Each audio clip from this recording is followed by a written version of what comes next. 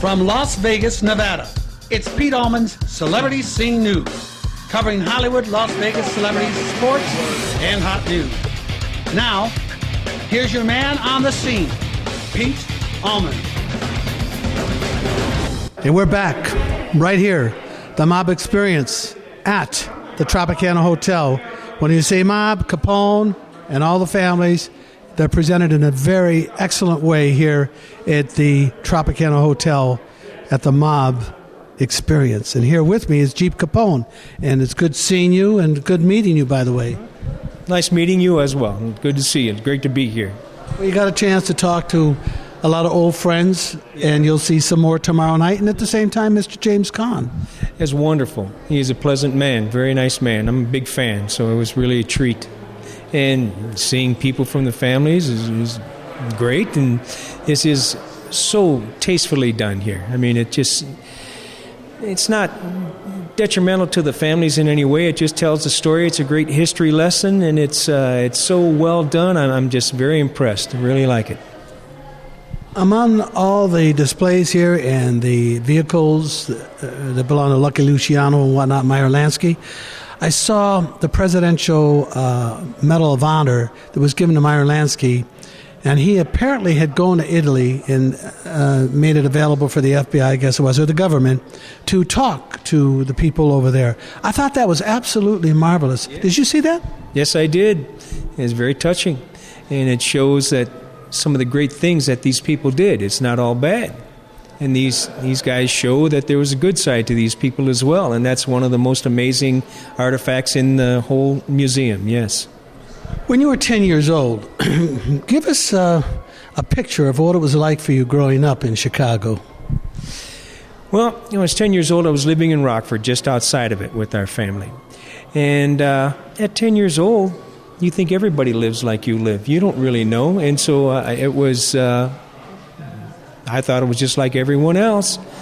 Nothing really out of the ordinary to my mind. People would stop and stare at Capone, but at 10 you don't know why. And I grew up not knowing why. My family kept it kind of down low due to public sentiment and government and maybe some past vendettas. They thought it best to keep us sheltered from it. I'm the youngest of 6 boys, and I have a brother who's in his late 70s, 3 brothers in their 70s, and the closest one to me is 10 years older than I am. So I was quite sheltered from my brothers and my father, and so I really didn't know much about my relationship or much about the history of it because it was kept so quiet in my house. Al Capone, what was he like as an individual, as a one that deals with children, as one that deals with the Hollywood celebrities, if you will?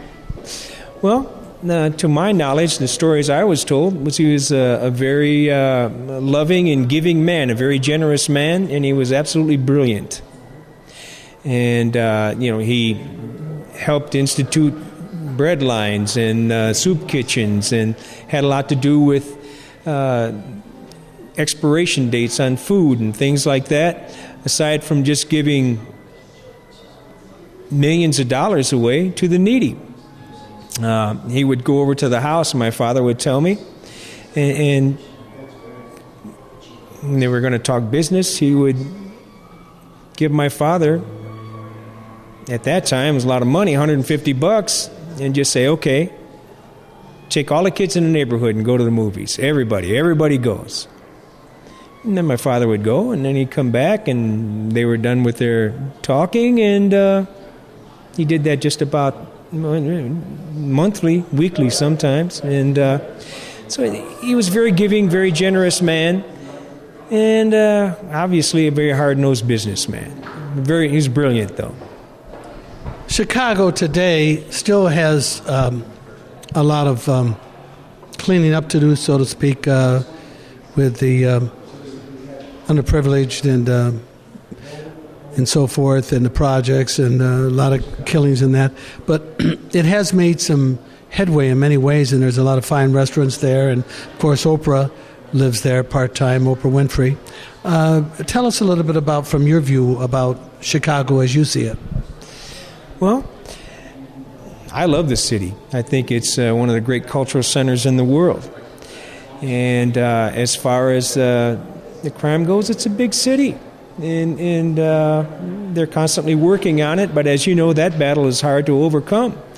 And the gangs and the crime today, how do I say this? It seems to be more ruthless to me. It doesn't seem to be in business. I think in the old days they did it with an honor, and innocent people were not injured as often as it is today.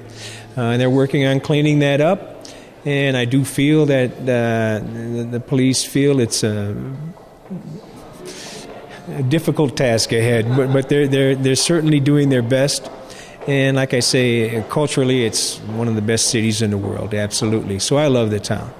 What are you doing in this day and age with ideas and businesses and whatnot that we can share with the audience? Well, I'm an entertainer. I'm a drummer. I have a jazz band that has a record out that's done quite well. We're working on another one now, just about finished with it. Our record reached number 25 in Italy and number 1 in Spain. It's done very well in Europe, and it's done okay in the United States. And that's mainly what I've been doing, but I also do a lot of benefits. And I've been known to do a few clinics at like the Minneapolis Conservatory of Music. It's actually in St. Paul.